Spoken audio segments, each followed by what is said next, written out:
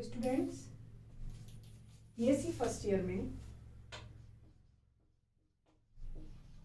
Organic की class में इससे पहले हमने पढ़े थे कि रासायनिक अभिक्रियाओं के कौन कौन से प्रकार होते हैं।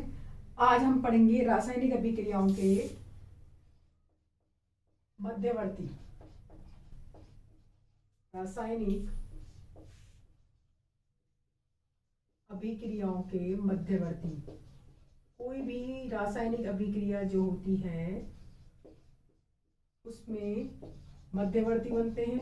वो मध्यवर्ती कितने प्रकार के होते हैं उनके बारे में हम पढ़ेंगे। ये 6 प्रकार के होते हैं। पहला होता है कार्ब धनायन,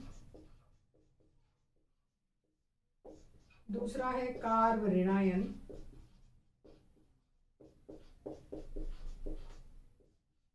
इसको बोलते हैं कार्ब कैटायन,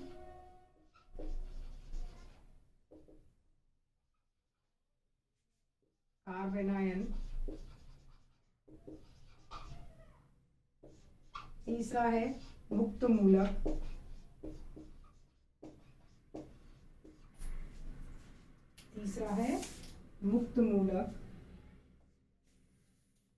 इसको बोलते हैं फ्री रेडिकल,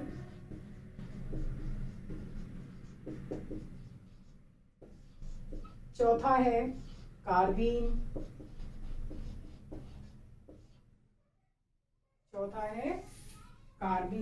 जिसमें कार्बन पर असहभाजित इलेक्ट्रॉन उपस्थित होते हैं।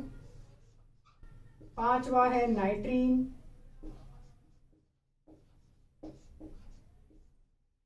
ये है कार्बीन, ये है नाइट्रीन,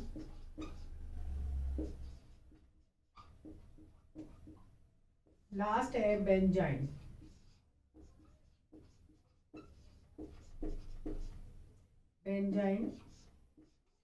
जिसमें बेंजीन रिंग में एक अतिरिक्त डबल बॉन्ड होता है।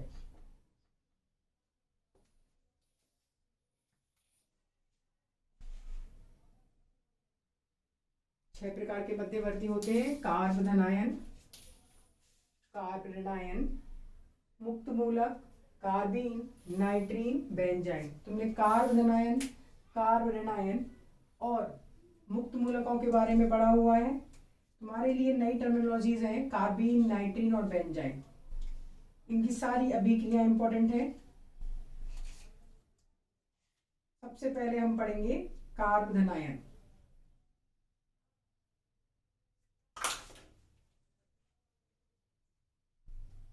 कार्ब धनायन ऐसी स्पीशीज होती है जिसपे कार्बन परमाणु पे क्या पाया जाता है? धनावेश।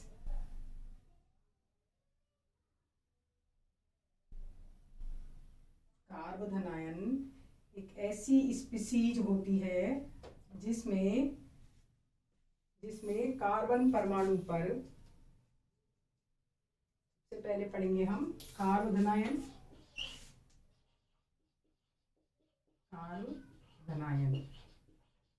तो कार्ब धनायन कौन सी स्पीशीज होती है? जिसमें कार्बन के ऊपर क्या पाया जाता है? धनावेश पाया जाता है। कार्ब धनायन होती हैं।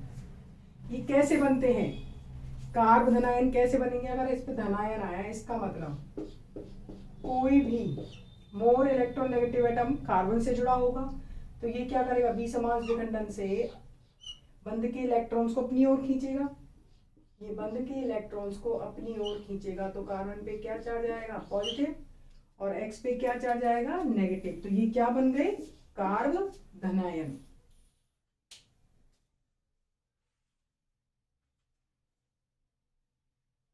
अब हम इसकी बात करें संरचना की, तो कार्ब धनायन की बाह्यतम कक्षा में कितने इलेक्ट्रॉन्स हैं? 6 इलेक्ट्रॉन्स। 6 इलेक्ट्रॉन्स हैं तो कार्ब धनायन कौन सा संकृत हो गया? देखो, इसके बाह्यतम सेल में, आउटर सेल में कितने इलेक्ट्रॉन हैं? 6 इलेक्ट्रॉन्स। बिल्कुल, 1 2 3 4 5 6। अब 6 इलेक्ट्रॉन्स हैं इसके आउटर सेल में और इसकी संरचना कैसी है? ये एस का, ये पी का, ये पी का, तो कैसे हो गए? sp2। संकरण कौन सा है इसमें? sp2। अगर sp2 इसका संकरण है तो इसकी आकृति कैसी होगी? समतल त्रिभुजाकार।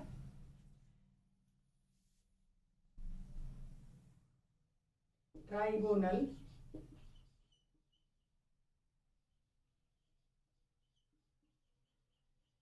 प्लेनर, समतल त्रिभुजाकार होती है इसकी संरचना।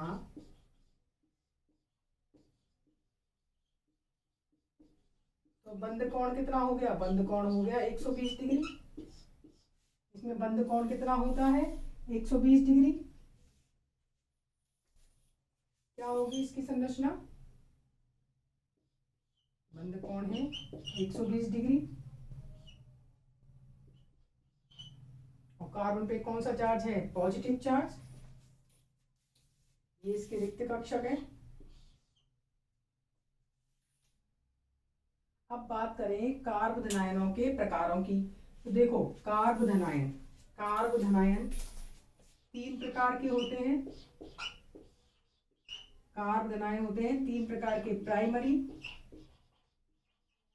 प्राथमिक कार्बोधनायन,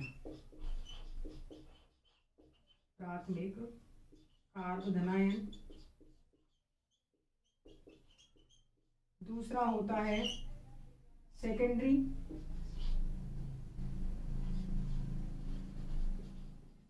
द्वितीयक कार्बोधनायन, जिसको 2 डिग्री भी बोलते हैं, इसको 1 डिग्री बोलते हैं। और तीसरा है तृतीयक कार्बोधनायन 3 डिग्री का। कितने प्रकार के होते हैं? 3 प्रकार के। प्राइमरी कार्बोधनायन क्या होता है? धनावेश एक प्राथमिक कार्बन पर स्थित होता है। प्राइमरी कार्बोधनायन क्या होता है? जब कार्बोधनायन या पॉजिटिव चार्ज किस पे होता है? प्राइमरी कार्बन पर, जैसे CH3 प्लस या CH3 CH2 प्लस। ये सब क्या है? प्राथमिक कार्बोधनायन, क्योंकि इनमें प्राथमिक कार्बन पर पॉजिटिव चार्ज है। अगर बात करें द्वितीयक कार्बोधनायन की, अगर 2 डिग्री कार्बन पर पॉजिटिव चार्ज हो तो उसे बोलते हैं द्वितीयक कार्बोधनायन। ये है द्वितीयक कार्बोधनायन। बात करें तृतीयक कार्बोधनायन की,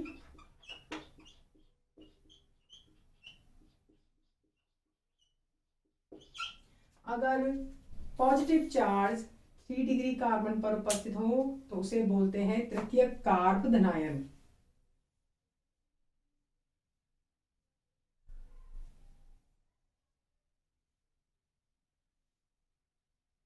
अब अगर बात करें कि कार्बोधनायन बनते कैसे हैं,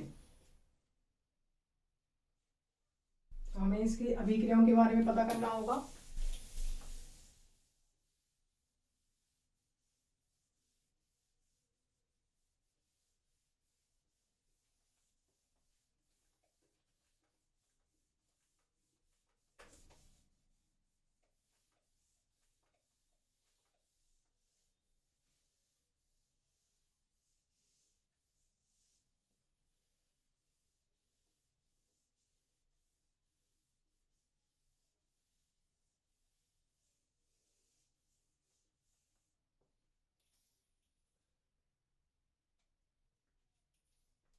सबसे पहले हम बोल रहे हैं कार्बोधनायनों का निर्माण। कार्बोकैटायंस का फॉर्मेशन ऑफ कार्बोकैटायन। तो देखो, हम सबसे पहले होता है एल्कीन पर प्रोटीनीकरण द्वारा।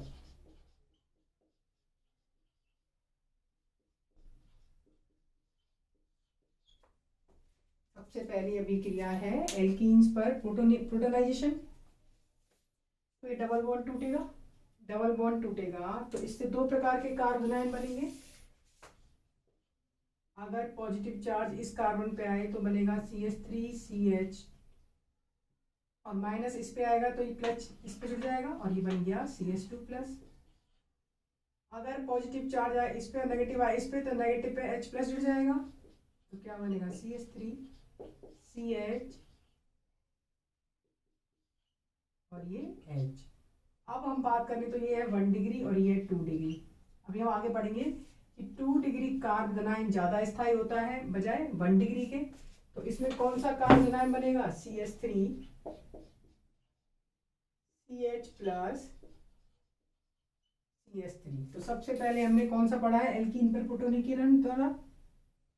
नेक्स्ट है कार्ब हैलाइड का बंध विदलन, मतलब कार्ब हैलाइड के बंध विदलन द्वारा।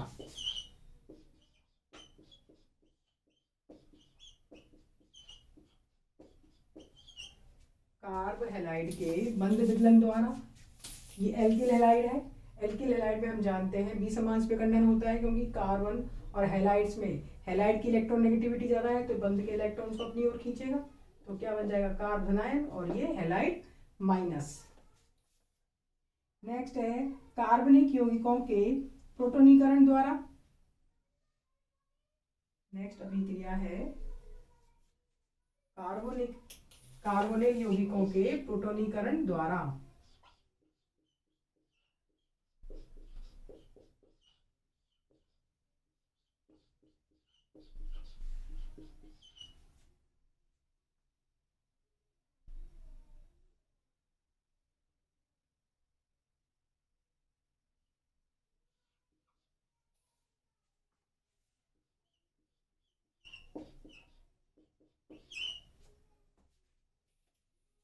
कार्बोनिल यौगिकों के प्रोटोनीकरण द्वारा।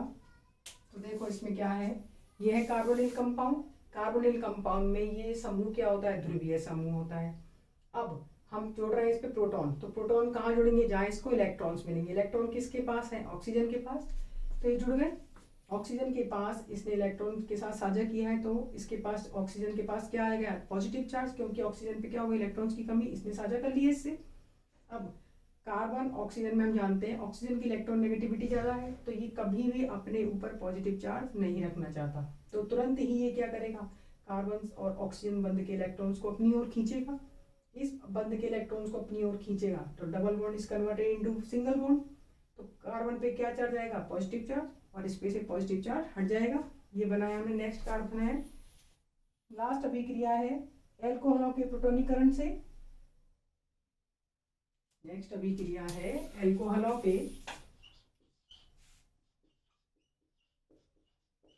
There are too many types of reaction जिनसे हम कार्ब धनायन बना सकते हैं।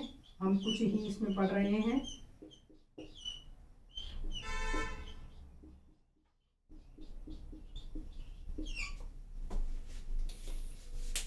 एल्कोहल्स सेम फंडा, एल्कोहल्स पे H प्लस जोड़ना है। H कहाँ जुड़ेगा, जहाँ इसको इलेक्ट्रॉन्स मिलेंगे। इलेक्ट्रॉन्स ऑक्सीजन के पास है, इसने इलेक्ट्रॉन्स ऑक्सीजन के इलेक्ट्रॉन्स के साथ साझा किया, ऑक्सीजन पे आ गया पॉजिटिव चार्ज। ऑक्सीजन अपने ऊपर कभी पॉजिटिव चार्ज नहीं रखना चाहता, ये बंध के इलेक्ट्रॉन्स को लेकर अलग हो जाता है, तो इसका पॉजिटिव चार्ज, ये बंध टूटेगा तो एक तरफ माइनस एक तरफ प्लस आएगा, तो माइनस और प्लस डिफ्यूज हो जाते हैं, H2 बाहर निकल जाता है और क्या बनता है, कार्ब धनायन।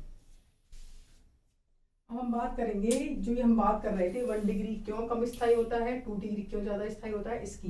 तो नेक्स्ट हमारा पॉइंट है कार्ब धनायनों का स्थायित्व एवं क्रियाशीलता।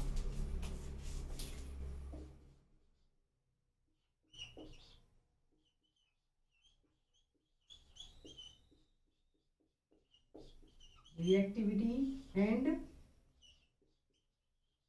स्टेबिलिटी।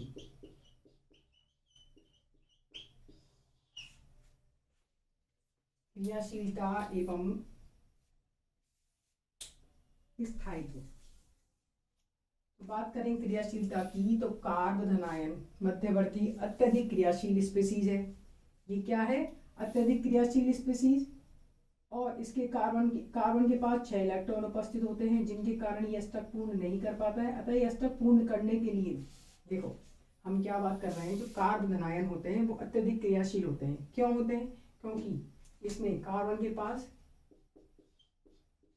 6 इलेक्ट्रॉन्स हैं, तो इसका ऑक्टेट क्या है, अष्टक क्या है, इनकम्प्लीट है, इनकम्प्लीट ऑफ ऑक्टेट।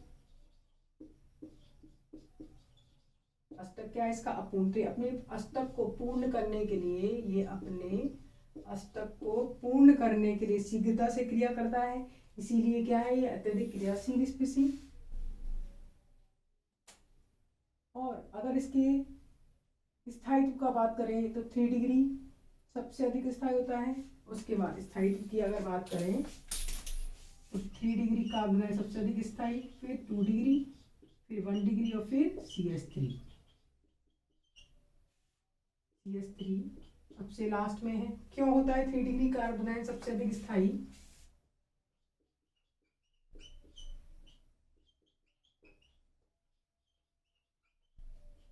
ये है 3 डिग्री कार्बन आयन।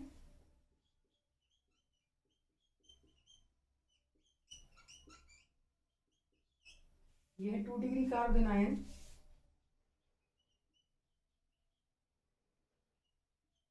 और ये है 1 डिग्री कार्बन आयन। अब हम बात कर रहे हैं इनके स्थायित्व की कि ये ज़्यादा स्थायी क्यों होता है, ये दोनों कम स्थायी क्यों होते हैं। तो देखो, इसका अष्टक अपूर्ण है तो इसको इलेक्ट्रॉन चाहिए, तो इलेक्ट्रॉन देने वाले देखो, एक तो CH3 यहाँ से ले सकता है, एक यहाँ से ले सकता है और एक यहाँ से। या तुम इसको ऐसे समझ सकते हो, ये भूखा है, ठीक है, इसको देने वाले कितने आ गए, 1 2 3, तो इसका पेट क्या हो जाएगा, फिल हो जाएगा। अब अगर बात करें 2 डिग्री की, तो इसको देने वाले कितने हैं, 2, एक CH3 इधर, एक CH3 इधर, इधर कितने थे, 3। अब यहाँ कितने हैं, ओनली 1, इसीलिए इनका स्थायित्व अधिक होता है बजाय 2 डिग्री और 1 डिग्री के। CH3 के पास देने के लिए कौन है, कोई नहीं है, इसीलिए सबसे कम स्थायी कौन सा होता है, CH3 प्लस। अगर हम बात करें बेंजीन के रिगार्डिंग, अगर हम बात करें PH3C plus PH2CH plus PHCH2 plus, benzylic मुक्त मूलक, तो सबसे अधिक स्थायी होता है ट्राइफेनिल कार्बन आयन। क्यों होता है ट्राइफेनिल कार्बन आयन, क्योंकि इससे बनने वाली अनुनादी संरचनाएं क्या होंगी, ज्यादा होंगी बजाय इन दोनों के। इलेक्ट्रॉन्स का मूवमेंट 3 जो ये है बेंजीन रिंग, ज्यादा होंगी इसमें अनुनादी संरचनाएं, इसमें कम होंगी, सबसे कम इसमें होंगी। इसमें तो हम जानते हैं 5 बनती है, इसीलिए अनुनादी संरचनाओं के ज्यादा बनने के कारण ट्राइफेनिल ज्यादा स्थायी होता है बजाय डाई और मोनो के। नेक्स्ट अगर हम बात करें तो सबसे पहले हमने बात किसकी करी, प्रेरणिक प्रभाव की। तो प्रेरणिक प्रभाव किस में अप्लाई हो रहा है, 3 डिग्री 2 डिग्री और 1 डिग्री कार्बन आयनों में। और बात करें उसी संयुग्मन की, तो कार्बन आयनों का स्थायित्व हमने किससे देखा है, इसमें प्रेरणिक प्रभाव से। अगर बात करें इनकी अभिक्रियाओं की, अभी तो हमने देखा था इनका निर्माण, इनका निर्माण कैसे होता है। अब अगर हम बात करें कार्बन आयनों की अभिक्रियाओं की, तो सबसे पहले देखो कार्बन आयनों, नेक्स्ट अपना है कार्बन आयनों की अभिक्रियाएं।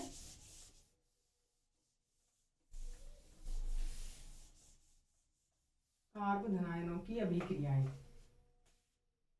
तो कार्बन आयन मतलब इलेक्ट्रॉन्स की कमी है इस पे, तो इस पे आक्रमण कौन करेगा, नाभिक इसने ही क्या बना लेगा, RNU। तो सबसे पहले हम इसमें अभिक्रिया पढ़ेंगे नाभिक स्नेही का योग।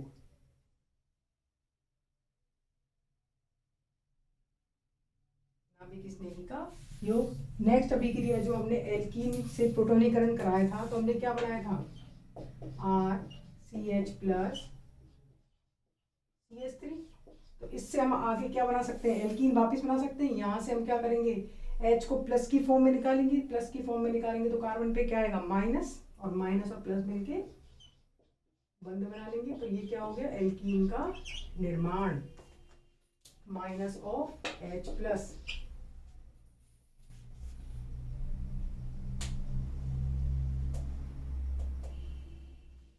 और सबसे इंपॉर्टेंट है इनकी नेक्स्ट अभिक्रियाएं, पुनर्विन्यास अभिक्रियाएं।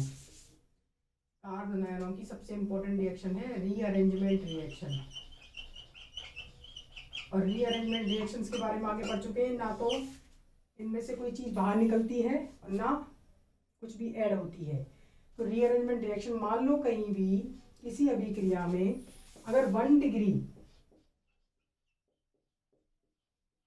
या 2 डिग्री मुक्त मूलक है और वहां उनसे अधिक स्थायी मतलब 3 डिग्री मुक्त मूलक बनने की संभावना है, तो 3 डिग्री बनेगा। अगर किसी, यहाँ कौन सा है, प्राइमरी है, 1 डिग्री मुक्त मूलक है, हम जानते हैं अगर यहाँ से CH3 को प्रतिस्थापित, इस बॉन्ड को तोड़ दिया जाए, ये बॉन्ड टूटेगा तो एक तरफ प्लस आएगा और एक तरफ माइनस, ये माइनस CH3 कहाँ जुड़ जाएगा, CH2 पे, तो ये 1 डिग्री मुक्त मूलक इसमें कन्वर्ट हो जाएगा 3 डिग्री मुक्त मूलक में, क्या बन जाएगा, CH3 C+ CH2 CH3 और ये CH3। तो ये 1 डिग्री मुक्त मूलक इज कन्वर्टेड इनटू 3 डिग्री मुक्त मूलक। सबसे ज़्यादा इम्पोर्टेंट है ये चीज़ कि अगर कहीं भी कम स्थायी कार्बनायन है और वहाँ अधिक स्थायी कार्बनायन बनने की संभावना है तो उसमें क्या होता है, हमेशा पुनर्विन्यास होता है। ये हमने पढ़ा है कार्बनायनों के बारे में। नेक्स्ट हम पढ़ेंगे कार्ब ऋणायनों के बारे में।